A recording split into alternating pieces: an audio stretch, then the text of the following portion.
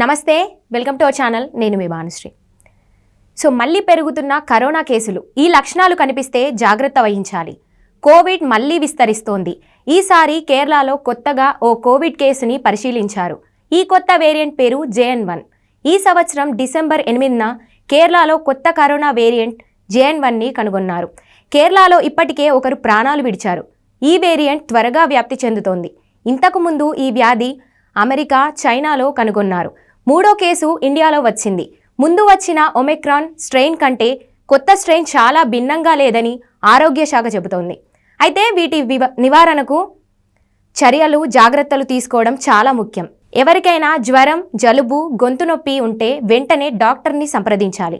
ప్రస్తుతం కేరళ నుండి వచ్చిన కోవిడ్ JN1 సెప్టెంబర్లో అమెరికాలో మొదటిసారి కనుగొనబడింది. డిసెంబర్ 15 వరకు చైనాలో 7 కేసులు నమోదయ్యాయి. US centre for disease control కూడా దీనిపై ఆందోళన వ్యక్తం చేసింది. కేరళలో కనుగొన్న కొత్త వేరియంట్ 79 ఏళ్ల మహిళని బలి తీసుకుంది. గురుగ్రామ్లోని బిర్లా హాస్పిటల్ డాక్టర్ గతంలో వ్యాక్సిన్ ఈ సమస్య నుంచి కాస్త ఉపశమనాన్ని ఇస్తాయని చెబుతున్నారు. అమెరికాలో కనుగొన్న ఈ వ్యాధి 15 నుండి 29% కేసులకి కారణమైంది. ఇది వేగంగా వ్యాప్తిస్తోంది. ప్రస్తుతం అక్కడ ఆసుపత్రుల్లో చేరేవారి సంఖ్య తక్కువగానే ఉంది.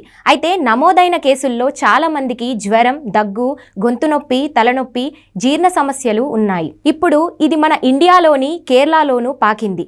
కొంతమంది ప్రజలకి చాలా లక్షణాలు ఉంటున్నాయి. సాధారణంగా 4-5 రోజుల్లో లక్షణాలు తగ్గుతాయి. ఇతర జాతులతో పోలిస్తే ఇది అంత తీవ్రమైంది కాదు.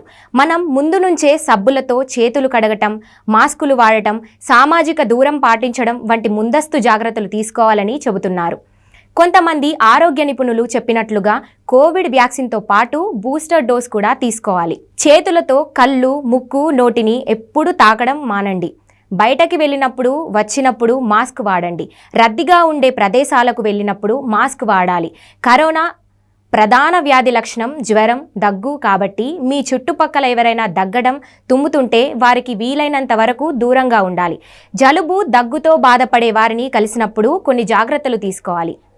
గమనిక: ఆరోగ్య నిపుణులు అధ్యయనాల ప్రకారం ఈ వివరాలను అందించాం. ఈ కథనం కేవలం మీ అవగాహన కోసమే. ఇవి పాటించడం వల్ల ఫలితాలు అనేవి వ్యక్తిగతం మాత్రమే. వీటిని పాటించే ముందు డైటీషియన్ని సంప్రదించడమే ఉత్తమ మార్గం. గమనించగలరు.